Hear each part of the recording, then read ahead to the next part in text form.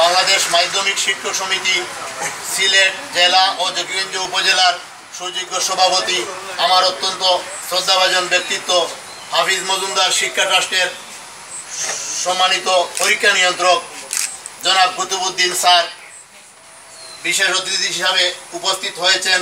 জকিগঞ্জ থানার পক্ষ থেকে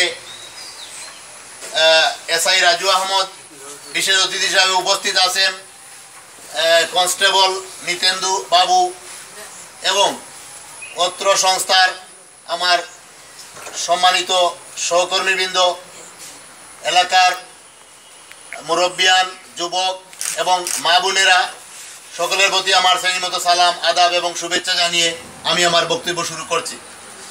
প্রিয় উপস্থিতি, আজ 29 রমজান, আমরা খুব তড়িঘড়ি করে আমরা আমাদের আজকের এই শাড়ি ও লুঙ্গি বিতরণ অনুষ্ঠান করতে যাচ্ছি। প্রিয় উপস্থিতি, আপনারা জানেন 1997 সালে আমরা জকিগঞ্জ ধূমপান নিরোধ সংস্থা নামে একটি সংস্থা গঠন করেছিলাম, যেটাকে সংক্ষেপে আমরা যদুনিশ বলি। আপনারা জানেন আমাদের এই সংস্থার প্রতিষ্ঠাতা সভাপতি আমাদের বন্ধু তোমাল আহমদ মজুমদার। স্বাভাবিক প্রশ্ন জাগে যে কে এই তোমাল আহমদ মজুমদার? আমাদের জকিগঞ্জ উপজেলার মাননীয় সংসদ সদস্য আলহাজ হাফিজ আহমদ মজুমদারের ছোট ভাই জনাব তোমাল আহমদ মজুমদার আমাদের এই সংস্থার প্রতিষ্ঠাতা সভাপতি এবং এখনও উনি সভাপতি।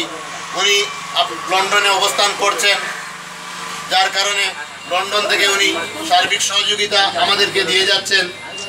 আমরা সেই 1997 সালে প্রথমে যদুনিশ গঠন করেছিলাম আমরা আমাদের বন্ধু বান্ধবদের নিয়ে।